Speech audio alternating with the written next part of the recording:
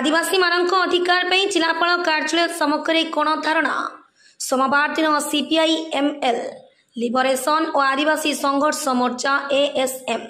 Gajapati जिलार Paralakhemundi college छकटू एक शोभायात्रा बाहरी गजपति जिलापाल कार्यालय सम्मुखें विक्षोभ धारणा करने सह मुख्यमंत्री उद्देश्य जिलापाल को 17 दफा सम्बलित दाबीपत्र प्रदान कर गजपति जिलार पारलाखेमुंडी निकट बेतीपड़ी गाँवर 100 रु ऊर्ध्व उपलड़ा सपर साहिर 45 परिवार आदिवासी मानकु घरडीह पटा और घोषाणी ब्लॉक बुकुड़ा गाँवर बबिता सबर और गंडाहाती गाँवर भवानी पड़तलाई को न्याय प्रदान करिबा आदिवासी माने घर करिथिबा घर उपरे बुलडोजर लगाई घर भांगिबा बंद करिबा जंगल अधिकार आईन कड़ाकड़ी लागू करिबा आदिवासी मानक दखल रहिथिबा सीलिंग बहिर्भूत शिक्षा और स्वास्थ्य अधिकार जोगाइबा जमीर पट्टा प्रदान समस्त राशन कार्ड खेत मूलिया मानकु 50 केजी चाउल वर्ष को 200 दिन काम दैनिक 600 मजूरी खेत मूलिया मानकु प्रधानमंत्री आवास योजना 5 लाख टंका समस्त को 300 यूनिट विद्युत बिल मागणारे जोगाइबा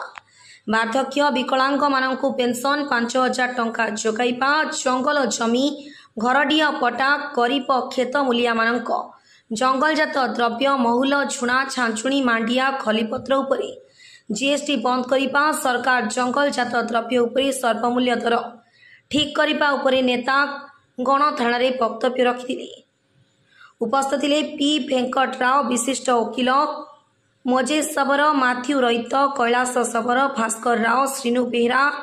अतिनियाल नायक संजुमिता रईत निवेदक त्रिपति गमांग राज्य कमिटी सभ्य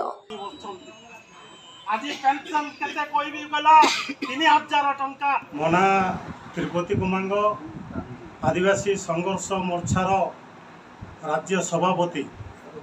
आज 17 दफा दाबी नहीं बर्तमान माननीय मुख्यमंत्री मोहन चरण माझी को जिलापाल जरिया आम स्मारक पत्र देछु से मुख्य कारण अच्छी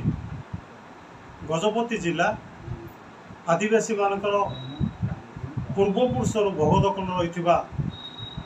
घरडीह कि जंगल जमी हो संपूर्ण भाव होची आदिवासी लोकों ना पट्टा करिया एमजी एनआरजी काम वर्ष को 200 दिन दैनिक 600 टंका मजूरी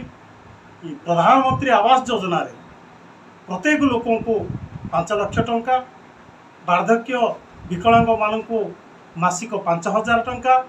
300 यूनिट बिल समस्त को जोगाण करवा अन्य पक्षरे बेतपड़ा आमर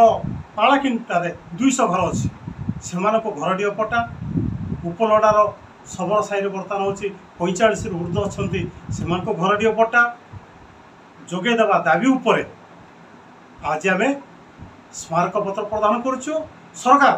अति शीघ्र जदि या समाधान जदि न करिवो ताले निश्चित भाव में आगामी दिन में बड़ धरण आंदोलन हम से सरकार दायी रही।